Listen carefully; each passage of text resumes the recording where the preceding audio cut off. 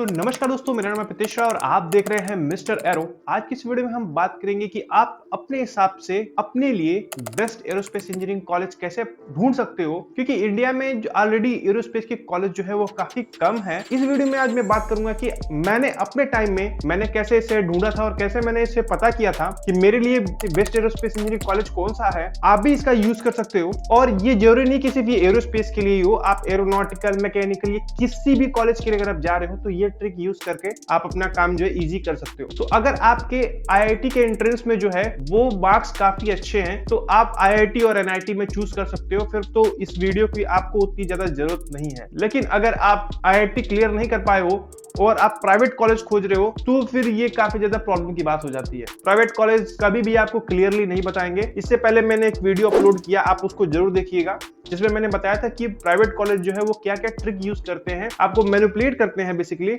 और वो आपको बस ये चाहते हैं कि आप कैसे एडमिशन ले लो।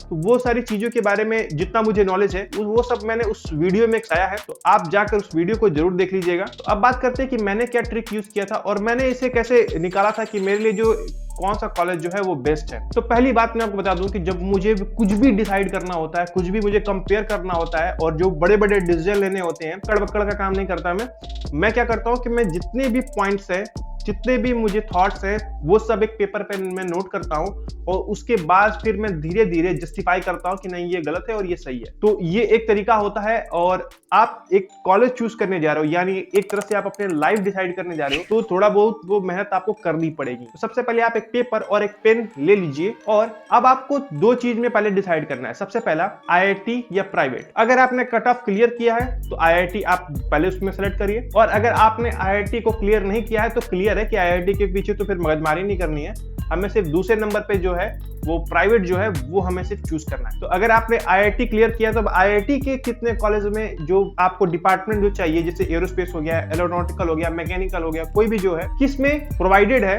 वो आप नोट कर लीजिए। वैसे ही अगर आप प्राइवेट में अगर जा रहे हो, जाना चाह रहे हो, तो कौन कौन से जो टॉप कॉलेजेस हैं, आपको टॉप कॉलेज की जो लिस्ट है वो आपको गूगल पे मिल जाएगी। आप वहां पर जो है टॉप कॉलेज जो है उनकी आप लिस्ट बना लीजिए।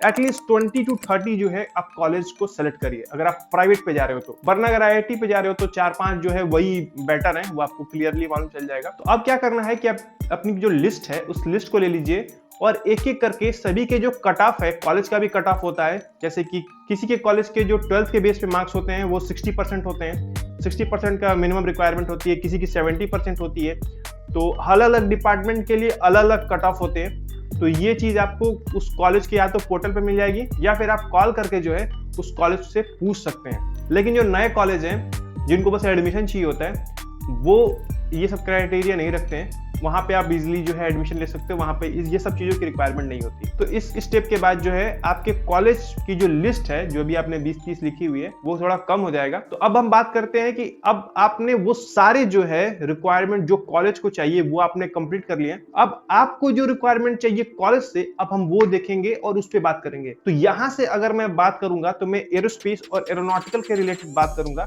तो अगर आप दूसरे डिपार्टमेंट में हो तो आप अपने सब्जेक्ट के हिसाब से ही आपको देखना पड़ेगा।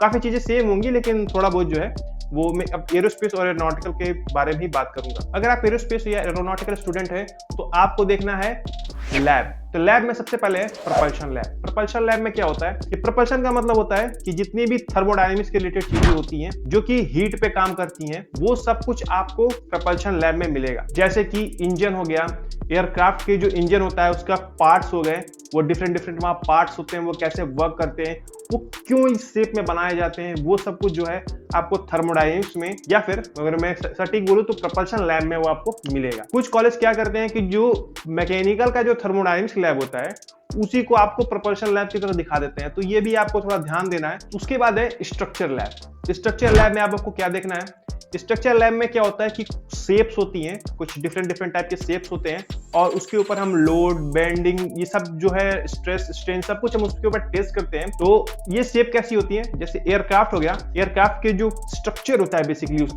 उसके बारे में हम स्टडी करते हैं और उसमें आपको क्या मिलेगा, एक छोटे छोटे जो है वो शेप मिलेंगे एरोप्लेन के डिजाइन के। जैसे कि विंग हो गया, तो आप विंग के ऊपर लोड डालकर देखोगे कि इसका क्या क्या फार्मूला जो है वो सटीक बैठ रहा है या फिर कैसे कैलकुलेट करना है। वो सारी चीजें आप उस विंग के ऊपर, छोटी सी विंग होगी उसके ऊपर डाल के देखोगे, वो बेसिकली स्टेनलेस स्टील की होती है, तो वो टूटती नहीं है और उसके ऊपर थोड़ा थोड़ा वजन डालते रहते हैं और देखते रहते हैं कि क्या हो रहा है। उसी तरह जो है और भी वहां पे होते हैं, जैसे फ्यूजलाज हो गया, फ्यूजलाज की बॉडी हो गई, उसके ऊपर भी टेस्टिंग होती है। तो ये छोटे छोटे होते हैं, ये इनका नाम होता है स्ट्रक्चर लैब। और वहां पे आपको ये भी देखना है कॉलेज में कि स्ट्रक्चर लैब प्रोवाइडेड है या नहीं है। अगर है तो आप अपने नोट डाउन कर लीजिए उस कॉलेज में जो कि लैब प्रोवाइडेड है। उसके बाद है एरोडायनेमिक्स लैब। एरोडायनेमिक्स लैब एक होता है फ्लूइड लैब। तो सबसे पहले मैं बता दूं कि एरोडायनेमिक लैब होता क्या है। एरोडायनेमिक लैब या फिर फ्लूइड लैब, इसमें क्या होता है कि आप किसी भी एक ऑब्जेक्ट के ऊपर आप जो है एक फ्लो कराते हो, उसके ऊपर एयर बहा रहे हो या फिर उसके ऊपर वाटर बहा रहे हो, और वो देखते हो कि वो जो शेप है उस शेप के थ्रू जो है वो कैसे चीजें बेंड हो रही हैं और कैसे वर्क हो रहा है।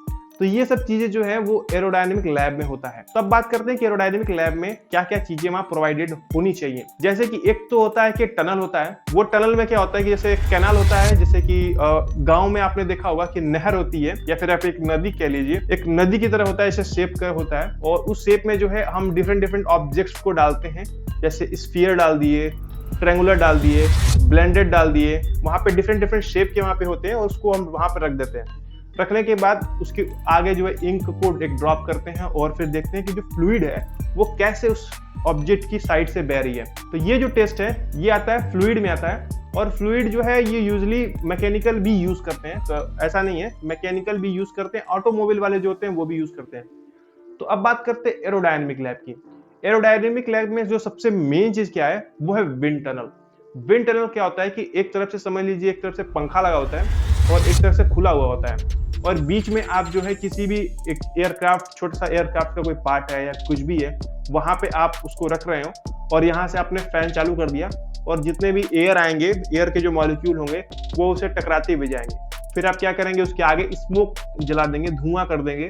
तो उससे क्या होगा कि जो पार्टिकल हैं वो और क्लियरली दिखाई देंगे कि जो ऑब्जेक्ट से जो है वो कैसे फ्लो हो रहे हैं, कैसे लड़के जा रहे हैं। तो ये एक विंड टनल होता है। तो आपको ये जरूर देखना है कि आपके कॉलेज के पास विंड टनल प्रोवाइडेड है या नहीं है, क्योंकि आपको विंड टनल ऑपरेट करना आना चाहिए।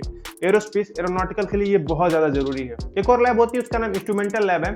तो आप उसको हर अलग अलग कॉलेज जो है अपने अपने हिसाब से नाम देता है, तो ऐसा कोई फिक्स लैब नहीं है, मतलब फिक्स नाम नहीं है इसका। इसमें क्या होता है कि एरोप्लेन की जो कॉकपिट होती है, कॉकपिट जहाँ पे इंसान बैठता है, उसके आगे जितने भी मैकेनिज्म होते हैं, जैसे जैसे चीजें वहां पे लगी हुई होती हैं, वो उसी ऑर्डर में वहां पर भी लैब में भी लगी हुई होती हैं। तो कोई जैसे कोई मीटर है वो मेजर कर रहा है, हाइट मेजर कर रहा है, तो कोई मीटर जो है वो स्पीड मेजर कर रहा है। तो नॉर्मली जो है वो स्पीडोमीटर अलग होता है, और जो फाइटर जेट में जो स्पीडोमीटर या एरोप्लेन के जो स्पीडोमीटर होते हैं वो बिल्कुल अलग होते हैं। तो ऐसी भी एक लैब होती है। तो लैब अगर ये प्रोवाइडेड हो तो ज़्यादा बेटर है, बट अगर नहीं प्रोवाइडेड हो तो फिर भी आप सीख सकते हो, यूट्यूब से तो आप सीख ही सकते हो, या फ्यूचर में मैं भी एक चैनल खोलने वाला हूँ जिसमें एरो लेक्चर्स में बनाने वाला हूँ। और बेसिकली ये जो चैनल था, ये चैनल मैंने बनाया था सिर्फ और सिर्फ डिफेंस के रिलेटेड बातें करने के लिए, जो कि मुझे इंटरेस्टेड थी, जैसे कि फाइटर जेट्स हो गए, मिसाइल हो गया, ये सारी चीज़ों के बारे में बात करने के लिए। लेकिन जैसे जैसे मैंने इसमें थोड़े बहुत वीडियोस बनाए, फिर मुझे मालूम चला कि काफ़ी ज़्यादा लोग हैं जो कि एरोस्पेस में इंटरेस्टेड है, एरोनॉटिकल में इंटरेस्टेड है, और वो जानना चाहते हैं, वो सपोर्ट चाहते हैं कि कोई उनको हेल्प करे कि मुझे डिसाइड करने में कि एरोस्पेस या एरोनॉटिकल मुझे लेना चाहिए या नहीं लेना चाहिए, और ये वर्थ इट है कि नहीं है।